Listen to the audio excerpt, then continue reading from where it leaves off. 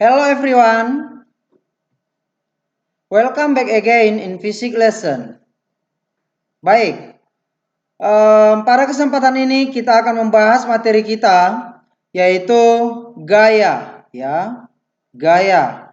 Akan tetapi sebelum kita bahas ini, apa itu gaya, ada baiknya pertama-tama kita belajar yaitu vocabulary, ya, vocabulary yang artinya kosakata. Kosakata yang timbul dari pembahasan-pembahasan yang akan kita bahas nantinya. Oke, siap? Oke, yang pertama, mendorong. Bahasa Inggrisnya push. Push. Next, menarik. Menarik. Bahasa Inggrisnya pull. Pull.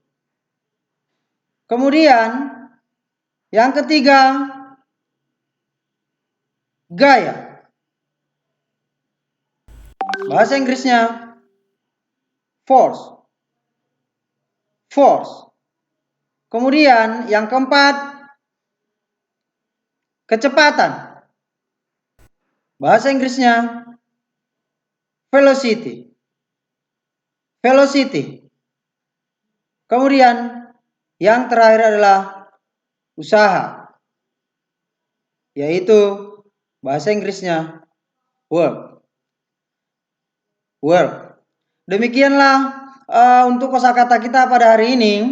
Silakan kosakata-kosakata yang 5 tadi diulang-ulang di rumah, dipelajari sampai dapat. Oke. Sekarang kita lanjutkan materi kita yaitu masalah gaya, ya. Pembahasan kita adalah gaya. Di mana pada tempo hari ini sudah kita bahas, ya, sudah kita singgung masalah gaya. Di sini saya akan jelaskan kembali, silakan didengarkan. Gaya. Gaya adalah dorongan atau tarikan yang menyebabkan perubahan bentuk, arah, gerak, dan kecepatan benda. Oke,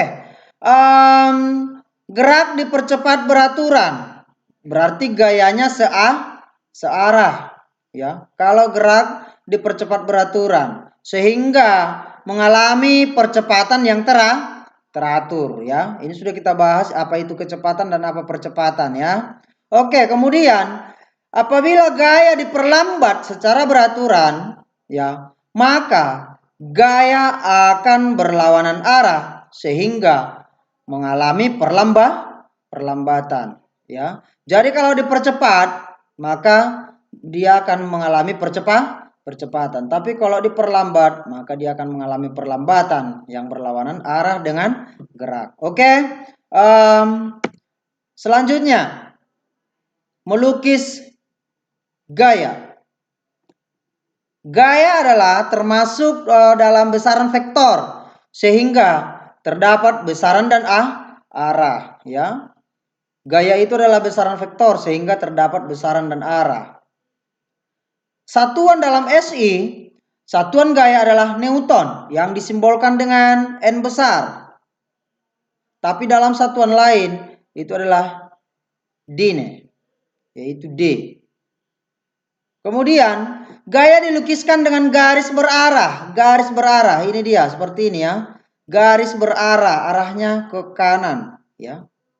Ke kanan.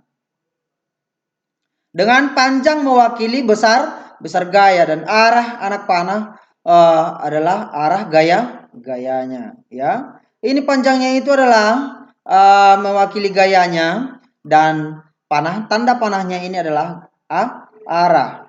Dan lambang gaya itu adalah F, force, ya. Itu tadi vocabulary kita, ya, force. Titik A adalah pangkalnya, artinya dia dimulai dari titik ini, titik A, ya. Dan ini merupakan panjang gayanya dan panahnya itu adalah merupakan arah. Oke, kita lanjut mengukur gaya. Alat yang digunakan untuk mengukur gaya itu adalah neraca pegas atau dinamometer. Ya, neraca pegas. Ya, neraca pegas ini merupakan salah satu bentuk timbangan, ya, tapi dia berbentuk pegas. Ya, oke. Untuk selanjutnya perkenalan untuk neraca pegas, nanti kalau kita sudah normal, ya, maka kita akan perkenalkan alat ini yang ada di lab. Oke. Selanjutnya, resultan gaya. Resultan gaya adalah dua atau lebih gaya yang bekerja pada suatu garis kerja. Untuk simbol dari resultan gaya itu disimbolkan dengan simbol R, R besar. Yang artinya gaya yang segaris dan searah itu dijumlahkan. Ya, kalau gayanya nanti searah, ya, searah berarti itu dijumlahkan. Akan tetapi gaya yang segaris tapi berlawanan, maka dia akan dikurangi. Contoh, kalau seandainya ada gambar gayanya ke kanan, kemudian di arahnya lagi ada gambar gaya ke kiri, maka dia akan dikurangkan. Gaya pertama dikurang gaya kedua, ke kanan dikurang gaya yang ke kiri. Oke, demikian maksud dari dijumlahkan dan dikurangi. Oke. Iya, macam-macam gaya. Macam-macam dari gaya itu. Yang pertama adalah gaya otot. Gaya otot ini adalah gaya oleh tubuh kita. Artinya bisa kita dorong meja, bisa kita menekan meja, ya, dan lain sebagainya. Kemudian macam-macam yang kedua adalah gaya magnet, yang diakibatkan oleh magnet dan pada benda-benda yang terbuat dari besi, ya. Gaya magnet, gaya tarik magnet, ya. Iya, ini sebenarnya sudah kita singgung sedikit pada minggu yang lalu. Kemudian yang ketiga adalah gaya gravitasi bumi. Artinya gaya tarik bumi terhadap benda di permukaan bumi. Contohnya buah kelapa jatuh dari pohonnya, jatuh ke bawah. Mengapa ke bawah? Itu diakibatkan oleh gaya gravitasi bumi, ya. Oke, next. Gaya mesin. Gaya mesin ini adalah gaya yang dihasilkan dari kerja mesin. Kemudian gaya listrik.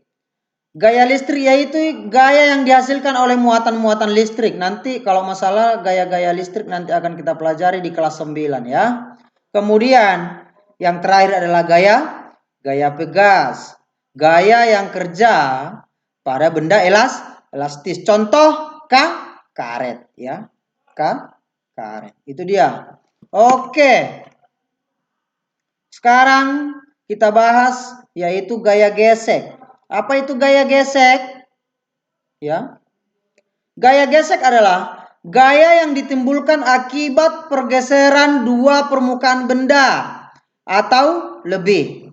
Gaya ini dipengaruhi oleh berat dan kasar atau halusnya permukaan benda. Contoh, ketika kita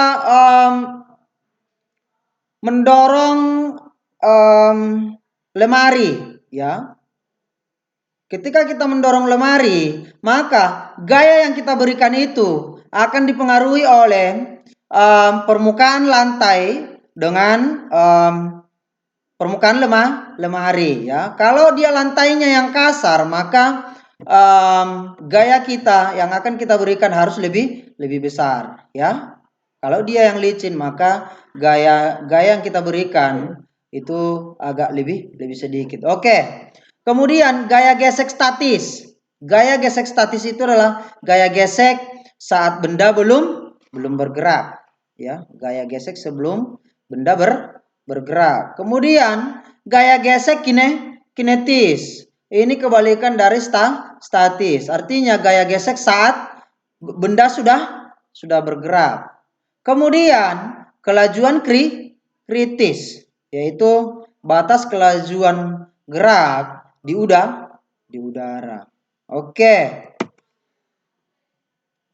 Kemudian gaya dan percepatan. Ini sudah kita bahas ya, percepatan ini yang ada pada hukum Newton ya.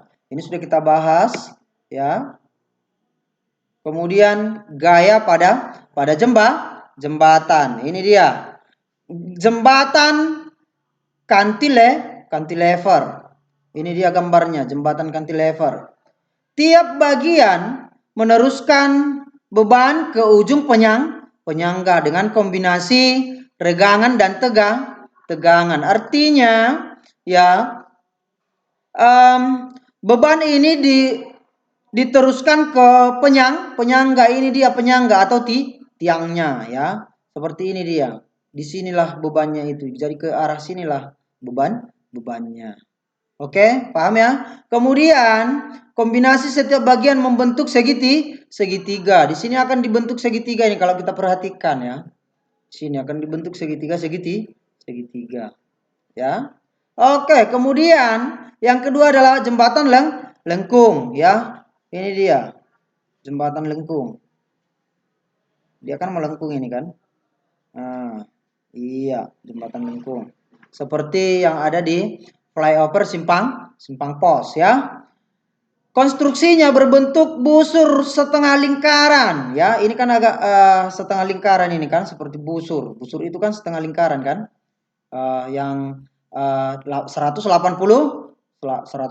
derajat. Kemudian maksimal panjangnya 900 ya. Beginilah konsepnya dibuat oleh para pembuat ya atau yang membangun. Kemudian yang ketiga adalah jembatan gantung. Konstruksinya menggunakan kabel-kabel baja sebagai penggantung. Ini dia ya. Iya, ini dia gambarnya. Ya, jadi inilah kabel-kabel baja penggantung. Dan cara kerjanya konsepnya ini adalah gaya tekan diteruskan menara penyangga ke tanah. Artinya gaya tekan, gaya beban ini itu diteruskan ke penyangga. Ini tiangnya. Dan tiangnya ini meneruskan beban itu ke tanah. Ya, seperti itulah konsepnya yang dibuat ya, sehingga jembatan ini bisa digunakan dan mampu menahan beban. Oke, demikianlah penjelasan untuk saat ini masalah gaya. Kemudian kita masuk ke massa dan berat benda ya, massa dan berat benda ataupun gaya berat. Berat itu adalah gaya gravitasi pada benda. Berat adalah gaya gravitasi pada benda.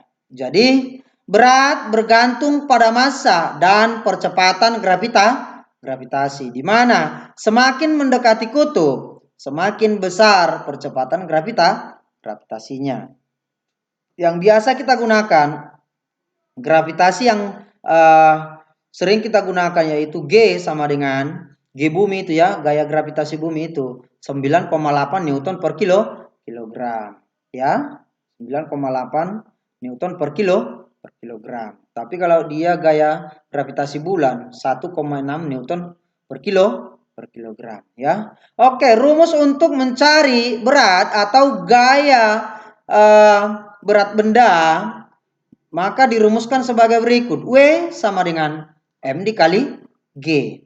W itu adalah gaya berat, M itu adalah massa bendanya, dan G itu adalah gaya berat gravitasi bumi ya. Ini dia yang nilainya 9,8. Oke, kita masuk ke contoh soal. Perhatikan baik-baik. Sebuah kelapa mempunyai massa 2 kg. Berapakah gaya berat kelapa jika percepatan gravitasi itu 9,8? Maka tulis diketahui dan ditanya. Dari soal diketahui M massanya 2 kilogram dan gaya gravitasi ya, percepatan gravitasi itu sama dengan 9,8. Oke? Yang ditanya apa? W, gaya berat. Maka rumusnya W sama dengan M dikali G. Tinggal masukkan W sama dengan, masukkan nilai M-nya tadi 2 dikali 9,8. 9,8 kali 2 sama dengan 9,16. Oke. Iya, kalau sudah, silakan ini dipahami, ya, dipahami. Setelah itu kerjakan soal berikut ini. Ini dia. Kerjakan soal ini, kemudian hasilnya kirim ke WA pribadi saya. Oke, sekian dari saya. Terima kasih. Salam fisika.